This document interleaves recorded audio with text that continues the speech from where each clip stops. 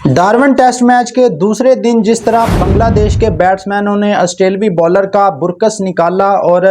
Australia की नस्लें भी ये चीज़ याद रखेंगी कि आइंदा किसी टीम को डिसरिस्पेक्ट नहीं करना, स्पेशली जब बांग्लादेश की टीम वार्म अप मैच एक इनिंग से हारी और 50 रन पर आउट हुई थी।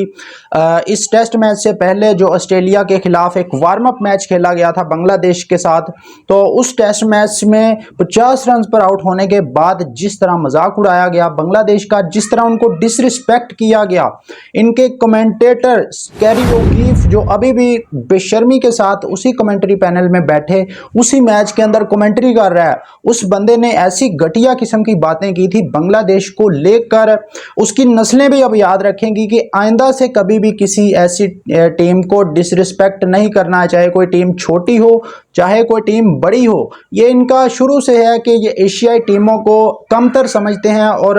उनकी डिसरिस्पेक्ट करते हैं, चाहे वो पाकिस्तान हो चाहे वो अब बांग्लादेश हो। लेकिन बांग्लादेश ने इनको सही तरीके से औकात दिखाई है और तकरीबन बांग्लादेश हिस्ट्री क्रिएट करने जा रहा है 23 साल के बाद। जिस तरह कल बांग्लादेश के बॉलर्स ने अच्छी बॉलिंग की, उसके बाद आज बैट्समैनों ने इस चीज़ को कंटिन्यू किया और तंजीद हसन तमीम जिस तरह उस बंदे ने सेंचुरी स्कोर की अपने दूसरे ही टेस्ट मैच में और ऑस्ट्रेलिया का पहला वो प्लेयर बन गया है जो ऑस्ट्रेलिया के अंदर जिसने टेस्ट मैच के अंदर आकर सेंचुरी स्कोर की है। बहुत सारे लोगों को लग रहा था कि कल जिस तरह बांग्लादेश 96 पर एक आउट था और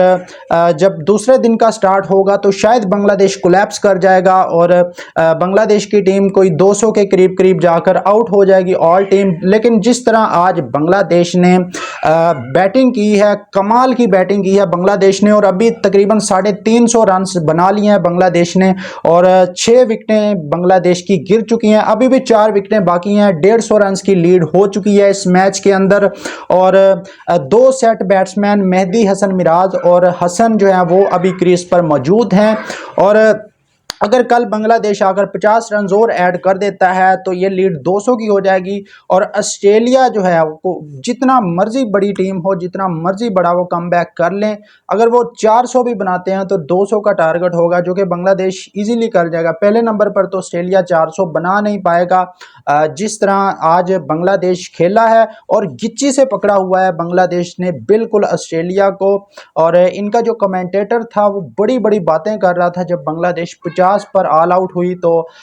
वो कह रहा था कि बांग्लादेश की टीम जो है ऑस्ट्रेलिया टेस्ट मैच में पहले 2 सेशन के अंदर बैटिंग करे, टी पर ऑस्ट्रेलिया जाकर डिक्लेयर कर दे और उसके बाद जो है वो बांग्लादेश की टीम 2 दफ़ा बैटिंग कर जाएगी और ऑस्ट्रेलिया इतने रन मार जाएगा कि बांग्लादेश 2 दफ़ा आउट हो जाएगी सिर्फ 2 सेशन के अंदर। इतनी बड़ी बड़ी बातें की गई थी ऑस्ट्रेलवी कमेंटेटर कैरी ओकीफ की जानिब से, जो बेशर्मी से बैठा अभी भी कमेंट्री बॉक्स में कमेंट्री कर रहा है, उसको बेशर्मी से डूब मर जाना चाहिए। अब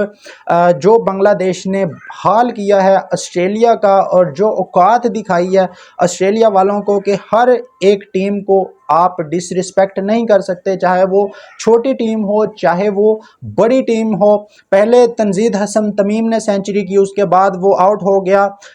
आज लिटरली ऑस्ट्रेलिया के जो बॉलर थे ना वो नाक तक उन्होंने रगड़ दी अपनी, बांग्लादेश की ऑल टीम वो आउट नहीं कर सके पूरे दिन के अंदर। तंजीद हसन तमीम खुद ही अपनी विकेट देकर चला गया, अदरवाइज इनसे वो ही नहीं आउट हो रहा था। उसके बाद शैंटो ने 84 रन की इनिंग खेली, उसके बाद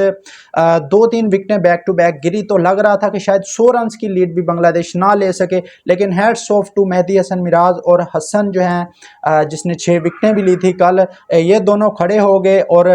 जो